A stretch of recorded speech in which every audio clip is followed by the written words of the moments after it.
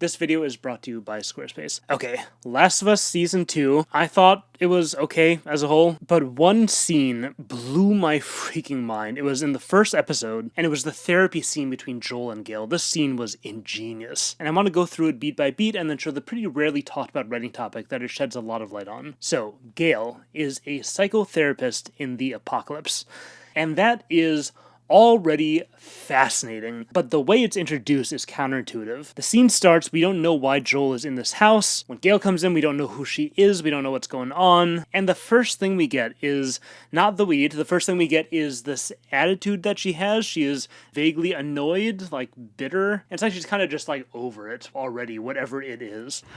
You want to start or what? But she's also super matter-of-fact and casual. You want anything to drink? Okay, and then we do get the weed, and that just pushes the question further. What is going on here? What is this? Is this some kind of trade deal? This doesn't really look like the setting for that. And we get her attitude again, more pronounced this time. Shaken stems. What am I, in high school? And this does have the feel of like a business deal. And then we're like, wait, what's that timer? Wait, is this? Didn't know psychiatrists were allowed to drink in these things. Oh, okay. It's therapy, and then we don't even get a chance to process that. As weird as that intro was, we start the session very normally. Almost abnormally normally. Well, I tried what you said. I backed off. I stopped putting pressure on her. Don't even make her sit down with me for dinner anymore. And what do I get for it? Nothing. Life goes on is the way this is meant to feel, which is kind of refreshing. It's kind of nice. It's interesting. It's hopeful in this kind of story. It's hopeful for this kind of character. This alone would already have made for a very solid bit character interaction. That is not nearly where they chose to stop with the writing. I think the first brilliantly subtle sign that something more is happening here is when GAIL closes her notebook. She had started off the session pretty normal, maybe a little bit of that odd attitude still. But Joel is talking, he's saying therapy stuff. See, Dina understands me. Like she's my kid or something. And that expression on GAIL's face, that is very clearly a, I am bored, I am over this face. And the small part of us that notices that is like, okay, what's going on? And then she politely, but still kind of passive-aggressively waits for Joel to finish his thought. And then it gets crazy. Let's try something different. Like what? Like not pretending you have the most boring problem in the world. What is this, our 5th session? Are you just gonna keep grouching on like this every time? The way they juggle expectations here and throughout the whole rest of the scene is so deliberate. Therapists are not supposed to call your problems boring and accuse their clients of complaining. That kind of ruins the therapy. It undermines everything you are trying to accomplish as a therapist. So when we hear this, we think, okay, this therapist has had enough. She is done. That's where things are at with this character. But then comes this next line and we're like, oh, wait, where are we exactly? Aren't you supposed to be validating me or something? Oh, yeah, actually I am. But I'm not gonna do it anymore because you're lying to me. I've done this long enough to know when somebody is leaving something out, and you are definitely leaving something out. And you want me to validate that? No. In fact, no. That is not a I'm done kind of reason. That is a therapy reason. What the line is implying, maybe, it's meant to confuse us, is I'm still in this, I'm still being a therapist. That crazy destructive outburst I just had is still somehow within the bounds of psychotherapy, apparently. It sure does not seem like it. I mean, how can she possibly come back from that? Or can she? Does she want to? Maybe she's just totally incompetent. I mean, she is drunk after all. That's not your first one of the day. Oh, no, it isn't. And then at this point in the scene, where it feels like we're about to approach maybe some kind of turning point, like for the better, like to resolve things. Like she had her outburst, and then we're gonna get a reaction, and then the scene is gonna end. At that point, the scene totally derails. I'll just come back another day. Should I say it out loud? Yeah, I should. You can't heal something unless you're brave enough to say it out loud. What follows this feels like GAIL completely just being in her own world, and it's weird and it's disturbing, and we cannot look away. I'm scared, though. I'm scared to say it. Which is why I have to. So this actually sounds like exactly how a traumatized, drunken, grieving at the end of her wits psychotherapist would talk to herself, but then we get the knockout. You shot and killed my husband. What the crap? I don't know what to think about this. I don't know what's happening. This is very complicated all of a sudden. I understand why the attitude now, but... And I resent you for it. No, maybe a little more than that. I hate you for it. And yes, I know you had no choice. I know that. I know I should forgive you. Well, I've tried, and I can't.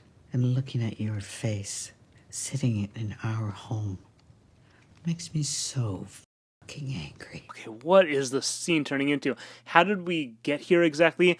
But also, like, this is really, really fascinating. Like, I was interested in the Joel therapy session, but now I'm sort of more interested in the GAIL self-therapy session confrontation scene. So they keep us in this identity of the scene long enough to get comfortable. Like, okay, like, I have figured out what the scene is. This is about her husband. From the beginning, if you go back, we'll catch little signs that it was about her husband. And the scene is about how, like, the world is still too broken for stuff like therapy to really function properly anymore for people who need it. Human beings are just too selfish. There's too much pain. They are too broken. Welcome to the apocalypse.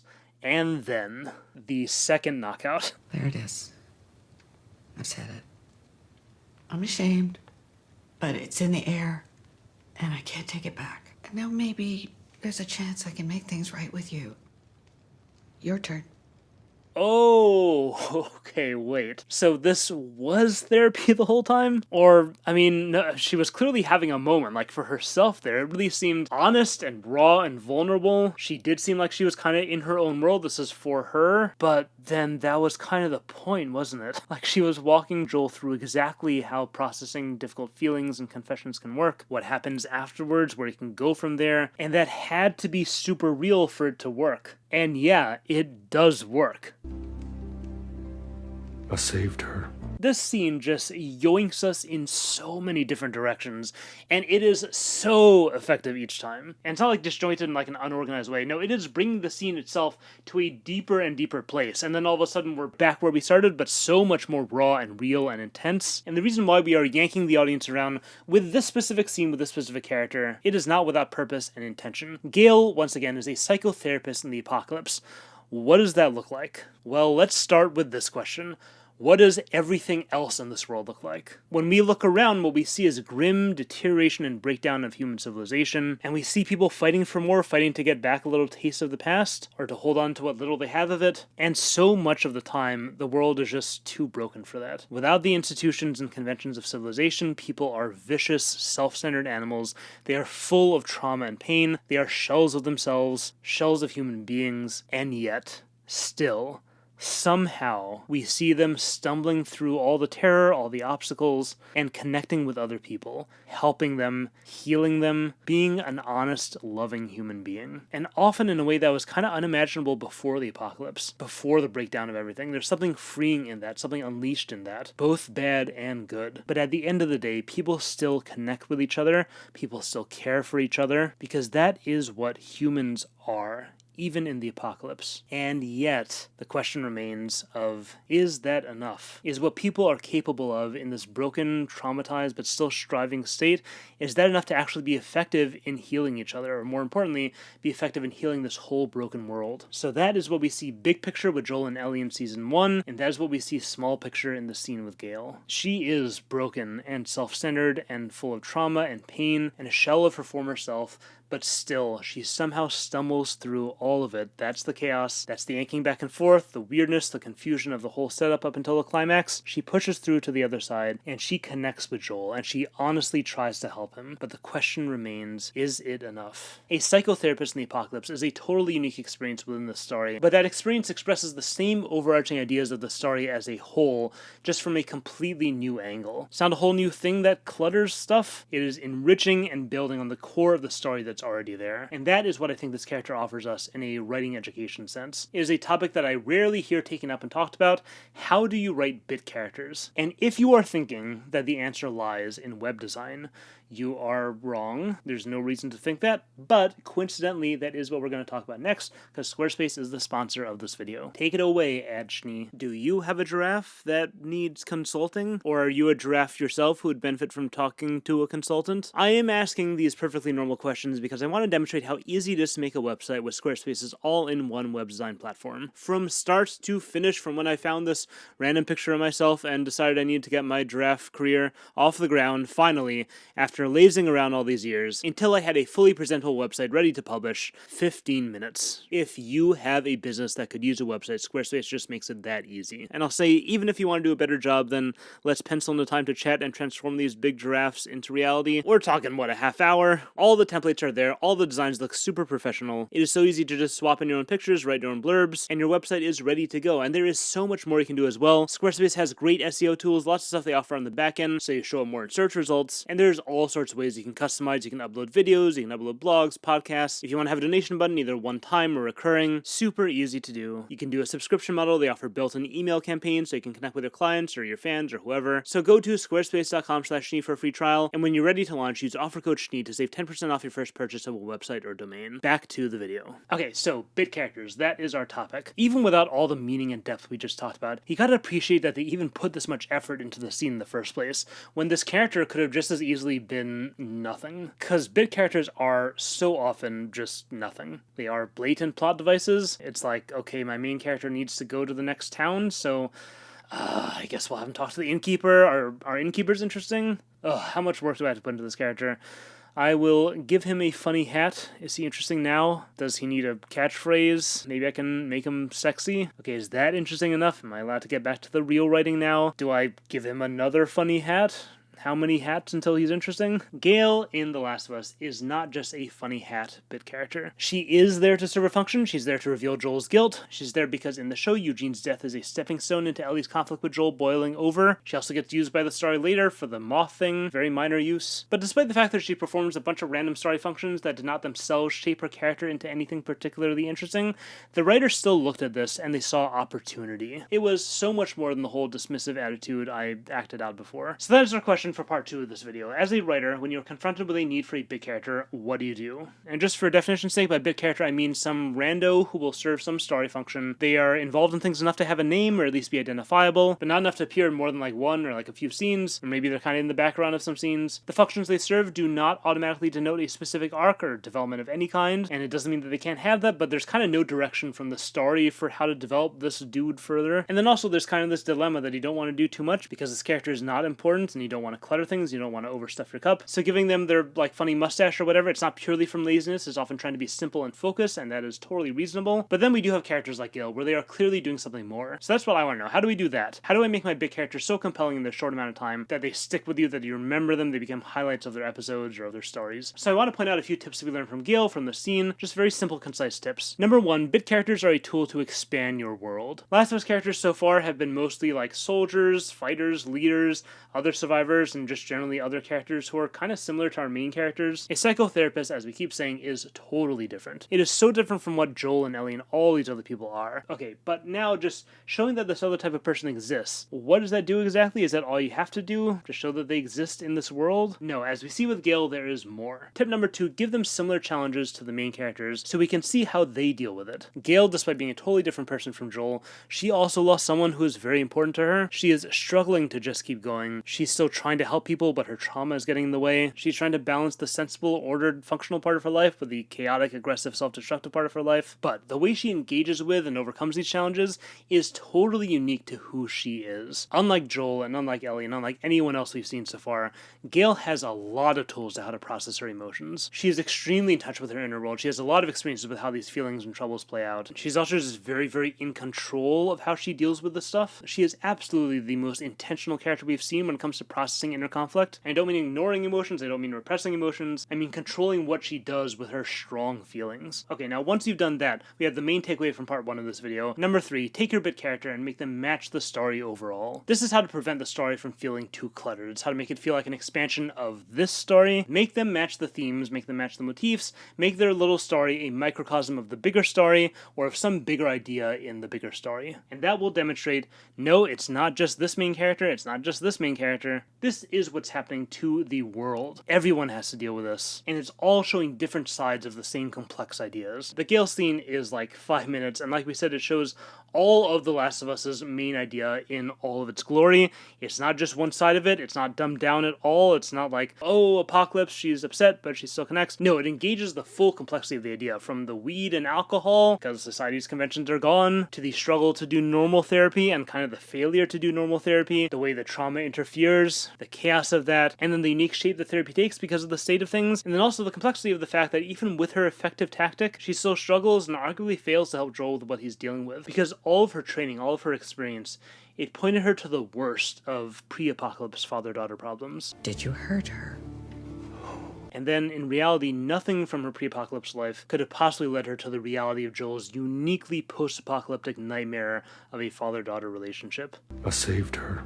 Okay, it's time to bring in an example of another show that is doing all this perfectly, and that show is Arcane. Shocker, I know. And the character is Huck. Minor spoilers. And what we see with Huck, it's another clear expression of what they're doing with GAIL, and it's going to help us, along with GAIL, crystallize a few more tips. So Huck is a weak, undercity businessman, and once again, that is totally different from any other character in Arcane's story. And he does face his own version of the same challenges all the other characters face, and he deals with those challenges in a way which is particular to him, differentiated from the whole rest of the main cast. And what do we see? We see a story of Huck, which is the story of Arcane. A normal person is pushed by terrible circumstance to become a monster. They make truly tragic decisions that leave them dangerous and isolated and horrified at what they become, with a lingering desperate question of, will they stay a monster forever, or is redemption possible? It's everything we talked about with GAIL, and I think we see 3 more tips coming from Huck that we also see with GAIL. Tip number 4, I think we're on. Do not be afraid to have bit characters make real pivotal impact on the story with their own agency. I think there's a feeling sometimes, I feel this way sometimes, that bit characters are kind of background scenery. They're props, they're supposed to do their little story function, and then get out of the way before they bother our main characters more. I think it can feel like only major characters are supposed to impact things, because otherwise it's like random. Like, oh, I need this plot thing to happen. Let's just make up some rando NPC stooge to walk in and trigger the conflict. And yeah, that is a valid concern. If you do conjure up random prop characters to make plot stuff happen, that will feel very inorganic and will feel pretty confusing. But after the last point we talked about, it makes sense how to navigate past that obstacle. Because good bit characters are not just random funny hat wearers. They can be walking, talking microcosms of the whole story. So it's anything but random. It's the themes themselves coming in and doing the story stuff. Huck causes real problems in the story, but it feels justified because everything that happens to this character and the reason he does anything is directly the core of what Arcane is, and it's the same thing with GAIL. Tip number 5, do not be afraid to give bit characters space. Again, they do not have to just be background props that you hide away. Give them a real scene if you can make it rich and meaningful. People love these characters when they are done well, and you have such freedom with what they can be, how they can bend and expand your narrative. They are just so unconstrained by the things that the more developed major characters need to be. You can just get so creative. Think about like Jabba the Hutt or Boba Fett. Star Wars is great at this. Tarantino is also great at this. Christopher Walken in Pulp Fiction. Monsieur Lapadite in Inglourious Bastards. Wes Anderson does this all the time with his cameo characters, and comedies are generally awesome at this. There's not exactly a bit character, but like Tom Cruise in Tropic Thunder. Think about like Will Ferrell in Wedding Crashers. Mom! The meatloaf! If you have something worth seeing, give it space to breathe fully. Don't just rush through it. And if not, but do not shy away from putting work and time into bit characters. And on that note, number 6, multiple scenes. Yes, awesome. Again, only if you have good ways to use them. Don't just do it to do it. But you take Huck, and you have this character who is not that interesting, honestly, after the first time we meet him. And then with the second scene, he is fascinating all of a sudden. You take your unique characters in a unique situation with unique obstacles, and then you give them a second scene to show change, and therefore unique development. And all of a sudden we have a unique little arc. And with an arc that opens a whole world of deeper emotions you can evoke in your audience. The comparison brings all kinds of nuances into high relief. You can not just get like a sad vibe, you can get real tragedy, real horror, you can get shock, you can get sympathy or admiration or whatever it is. So if you can do this, if you have room for it, it will really enrich your story and its world. And I'm going to add one more tip here, which doesn't come from these characters, but comes from a contrast with these characters, which is number 7, don't shy away from both complexity or simplicity. Huck is somewhere in the middle. GAIL's scene is incredibly complex, and just because she has very limited time in the story, no reason not to try to make extremely potent use of that space for every little morsel of juicy, powerful story stuff you can concisely stuff into it. But then, or on the other hand, Yordle in a gimp suit. Put him in a scene that is supposed to be awkward and make the characters appropriately look at him like, what?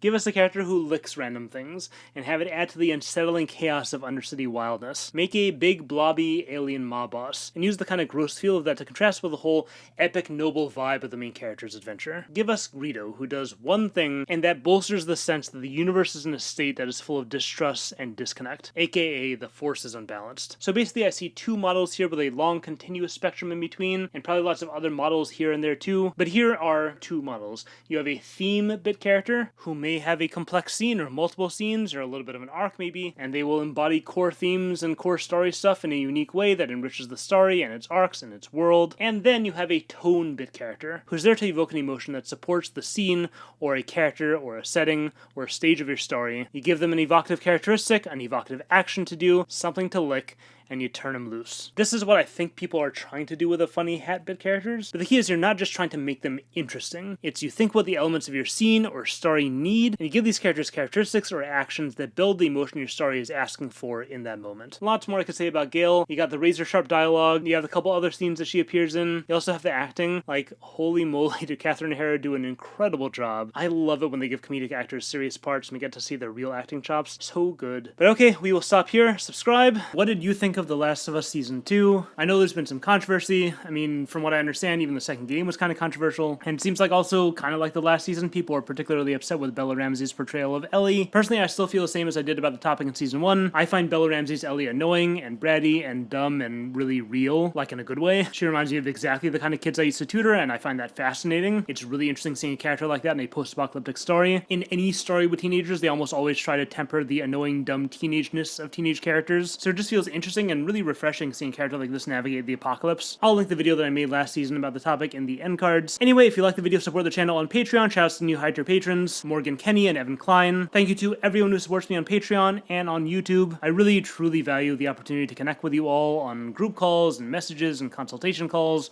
or just through my content, so huge thank you to all of you. But that is all I got for now. Hope you all enjoyed, and thanks for watching.